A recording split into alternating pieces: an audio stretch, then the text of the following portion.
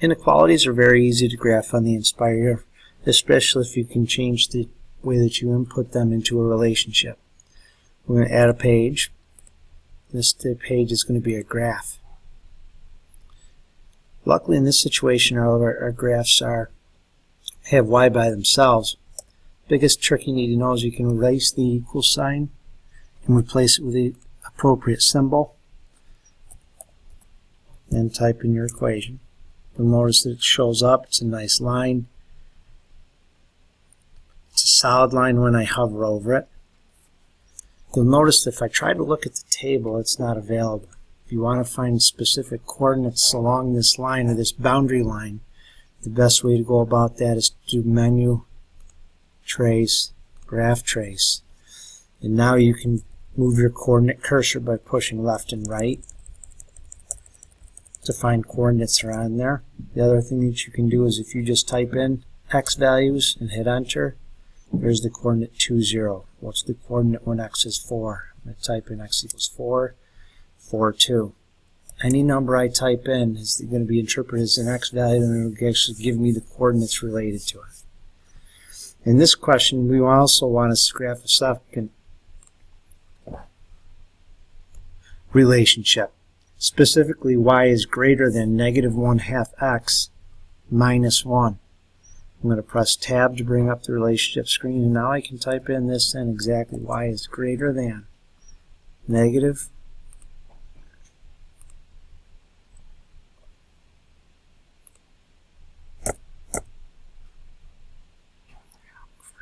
Inequalities are easy to graph on the Texas Instruments Inspire calculator, especially if you know a few tricks. We're going to start by adding a graph. The biggest misconception that we have is this equal to symbol here is not wanted. We want it to be a less than or a greater than symbol. In order to do that, we can backspace.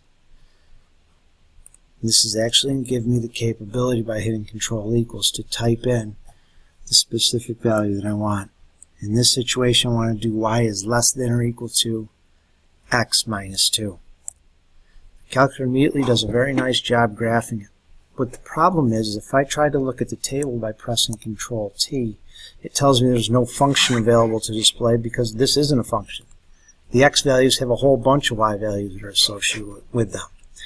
To get actual coordinates along the boundary of this line, the best way to go about doing that is to trace my graph. So when we go to Menu, Trace, Graph Trace, you'll notice I do have a cursor. The cursor is on coordinate 0, -2. If I move it left and right, I can change the cursor and then change x values. The problem is I'm jumping to not nice values, -5.44, -7.44. Not easy to plot or graph.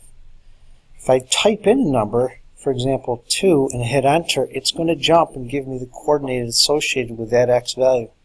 If I want to know what happens when x is 4, I press 4, enter, and it spits out the coordinate 4, 2. If I want to know what happens at -1, I type that in also.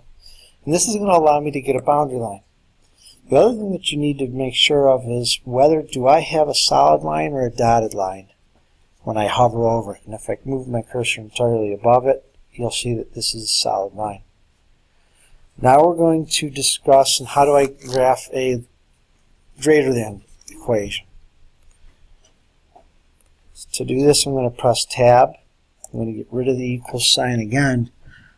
In this particular situation, I want to do is y is greater than -1/2 x minus 1. This does show up. Different being now is if I hover over it, notice I have a dotted line. I can still trace along this coordinate or along this graph. Right, but now I've got, well, 0, -1 is nice, but 0.2, -1.1 isn't. So I can type in again x values and press enter. And it'll move my cursor to the appropriate spot in the lower right hand corner, give me these y values that are associated with it.